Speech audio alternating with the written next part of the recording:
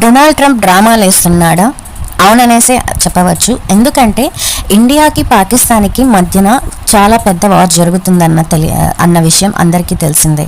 So actually Pahalgam attack తర్వాత India Pakistan ఉగ్రవాద స్థావరాలపైన operation Sindoor అని స్ట్రైక్ చేసింది. అలా స్ట్రైక్ చేయడం వల్ల ఉగ్రవాదులు ఉన్నటువంటి 9 స్థావరాలు నేలమట్టమయ్యాయి. అందులో 100కు పైగా ఉగ్రవాదులు చనిపోయారన్న విషయం తెలిసింది.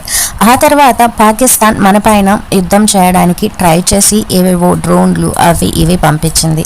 సో అదేదో పాకిస్తాన్ మన పైన చించేద్దామనేసి అలా చేసింది. కానీ దాని ఆటలు సాగలేదు మన దగ్గర. సో మనకు దగ్గర ఉన్నటువంటి అణు ఆయుధానికి మన దగ్గర ఉన్నటువంటి ఆర్మీ ఫోర్స్కి సో అది తట్టుకోలేక భయపడి సో యుద్ధాన్ని మధ్యలో ఆపమని చెప్పి రిక్వెస్ట్ చేసుకునింది. సో దాని కారణంగానే యుద్ధం మనం స్టాప్ చేశాము. కాకపోతే ఇక్కడ అమెరికా అధ్యక్షుడైనటువంటి డొనాల్డ్ ట్రంప్ ఏమంటున్నాడంటే, నేనే యుద్ధాన్ని ఆపమని ఇండియాకి పాకిస్తాన్కి ఇద్దరికి చెప్పాను, ఏదో నేను పెద్దవాళ్ళకి ఇది చేస్తున్నాను, పెద్ద తోపును నేను అన్నట్టు బిహేవ్ చేస్తున్నాడు.